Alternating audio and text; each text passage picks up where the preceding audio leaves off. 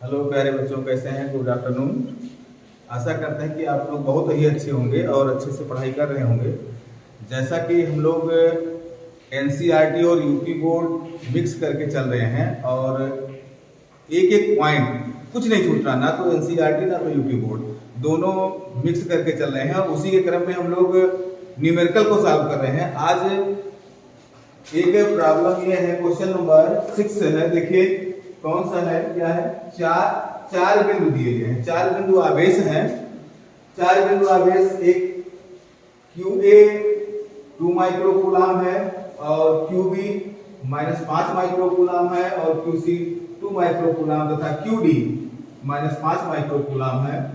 10 centimetre भुजा के किसी वर्ग ABCD के शीर्षों पर अवस्थित हैं। वर्ग के केंद्र पर रखे 1 माइक्रोकूलम आवेश पर लगने वाला बल ज्ञात करना है।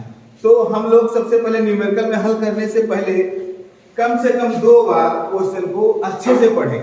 उसके बाद क्या दिया गया है, जो डाटा दी गई है उसको लिखना है, जो डायग्राम बनाने हैं उसको लिखना है। तब उसके बाद हमें अप्लाई करना होगा, क्या पूछ रहा है, क्या निकालना है।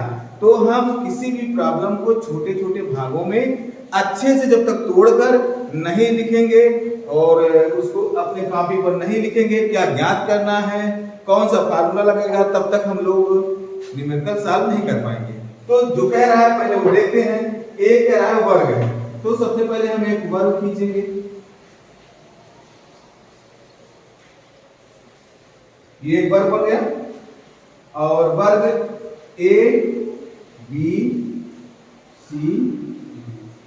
ABCD एक वर्ग है।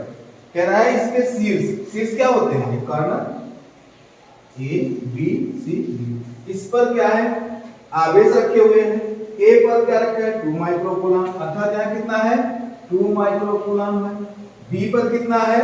देखिए -5 माइक्रोकूलम है, यहाँ -5 माइक्रोकूलम। और C पर कितना है? देखिए C पर 2 माइक्रोकूलम, इसका मतलब यहाँ 2 माइक्रोकूलम है। और D पर कितना है? आपको दिया गया है -5 माइक्रोकूलम। फिर क्या कह रहा है, ये भुजा ये 10 सेंटीमीटर भुजा का है, अर्थात ये वर्ग है 10 सेंटीमीटर, ये भी होगा 10 सेंटीमीटर, ये भी 10 सेंटीमीटर, ये कह रहा है 10 सेंटीमीटर भुजा का एक वर्ग है। और वर्ग के वर्टेक्स माने शीर्ष पर, चारों शीर्षों पर आवेश रखे गए हैं। 2 माइक्रोकूलम, -5 माइक्रोकूलम, 2 माइक्रोकूलम है, -5 माइक्रोकूलम, ठीक ना। फिर उसके बाद क्या कह रहा है, इसके केंद्र देखिए अवस्थित है वर्ग के केंद्र पर। ये देखिए सेंटर, ये हम मान लेते हैं ये तुम्हारा सेंटर M पॉइंट है। इस पर भी एक आवेश रखा हुआ है 1 माइक्रोकूलम, 1 माइक्रोकूलम इस पर रखा हुआ। कह रहा है 1 माइक्रोकूलम जो केंद्र पर रखा है उस पर लगने वाले बल की गणना करनी है। तो हम लोग जानते हैं, कूलॉम्स लॉ पढ़े हैं कि 2 बिंदु आवेशों के बीच लगने वाला आकर्षण या प्रतिकर्षण बल उन आवेशों के गुणनफल के अनुक्रमणपाती तथा उनके बीच दूरी के वर्ग के व्युत्क्रमणपाती होता है। अर्थात जो डिराइव किया गया था वो आया था 1/4 pi epsilon not Q1 Q2 r square आया था।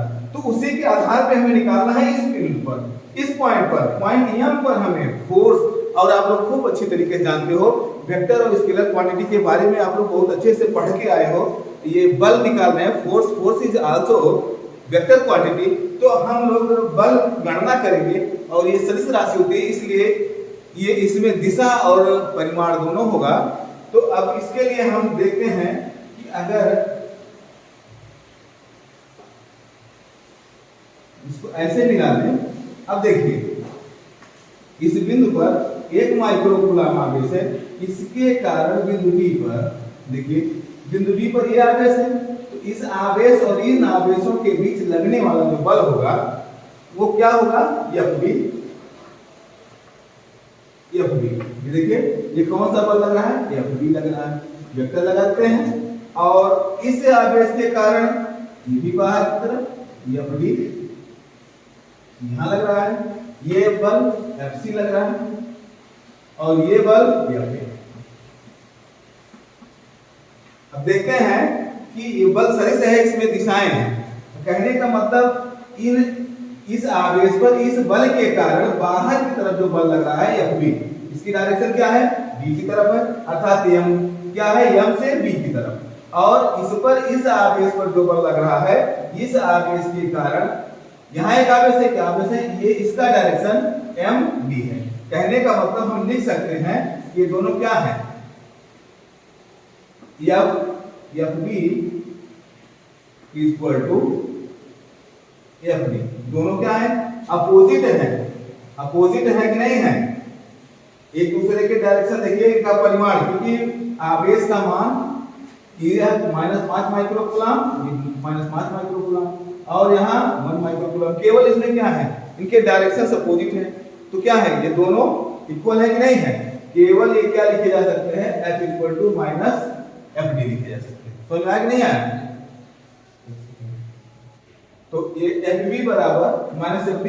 और अब क्या है, दूसरा देखिए, जो बिंदु C पर, वर्टेक्स C पर 2 माइक्रोकूलम और वर्टेक्स A पर 2 माइक्रोकूलम, इनके भी डायरेक्शन एकदम जस्ट अपोजिट है, मैग्नीट्यूड बोथ है, सेम है, दोनों के मैग्नीट्यूड समान है, लेकिन डायरेक्शंस क्या है, अलग है, ठीक ना, क्योंकि ये क्या है, सदिश राशि है, और सदिश राशियों में डायरेक्शंस का बहुत बड़ा महत्व है। तो ये लिखा क्या जा सकता है, FC equal to minus FA, ठीक। तो कहने का मतलब हमें मिल गया। और इस बिंदु पर अगर हम नेट बल निकालें तो नेट बल क्या हो जाएगा, नेट फोर्स एट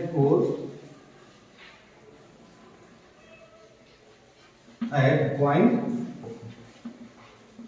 ए पर हम नेट फोर्स निकालें तो F इक्वल टू क्या होगा, F equal to FA plus FB plus FC plus F, यही होगा, ठीक ना।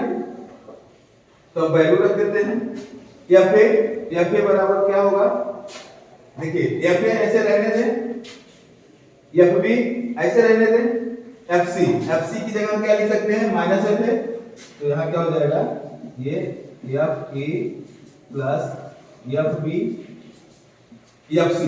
अब देखिए FC की जगह क्या है, माइनस FA है, तो माइनस FA हो गया। फिर उसके बाद FD के पास FD आ गया, FD बराबर क्या लिखा जा सकता है, अब देखिए FD को यहां से अगर FD लिखना चाहोगे तो ये माइनस इधर आ जाएगा, माइनस FB हो जाएगा, तो ये तुम्हारा क्या हो जाएगा, माइनस FB। अब जब देखिए FB से FD कट गया, FA से FA कट गया, बराबर क्या है, 0। तो टोटल नेट फोर्स जो आया 0 न्यूटन आया। तो आशा करते हैं कि बहुत ही इजी सवाल था, बहुत ही अच्छे से आप लोगों को आ गया होगा।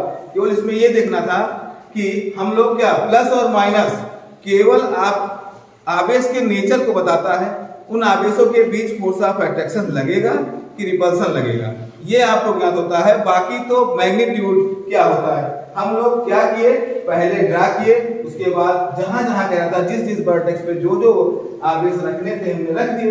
उसके बाद रखने के बाद क्या हुआ कि जैसे सपोज दैट पॉइंट बी पर -5 माइक्रोकूलम था और 1 माइक्रोकूलम, तो इसके कारण जो बल लग रहा है वो बाहर की तरफ MB की तरफ लग रहा था। तो ये जस्ट दोनों अपोजिट हो गए, इसलिए इनका डायरेक्शन ये बराबर मान, क्योंकि इनके जो मैग्नीट्यूड आएंगे बराबर आएंगे, क्योंकि इनके जो वैल्यू दिए गए हैं वर्टेक्स पे चार्ज और सेंटर पे चार्ज सेम है, इसलिए इनके मान बराबर होंगे, परंतु इनकी दिशाएं विपरीत होंगी, इसलिए विपरीत के लिए माइनस लगाना पड़ता है। इसलिए चारों को जोड़ा गया तो हमारा 0 आ गया। तो अच्छे समझ में आ गया होगा, आशा करते हैं। तो फिर अगला क्वेश्चन अगले जो है वीडियो में, जो भी कुछ ना समझ में आए, कुछ कंफ्यूजन हो तो कमेंट बॉक्स में जरूर लिखिएगा और लाइक एंड शेयर जरूर कीजिए। Thank you.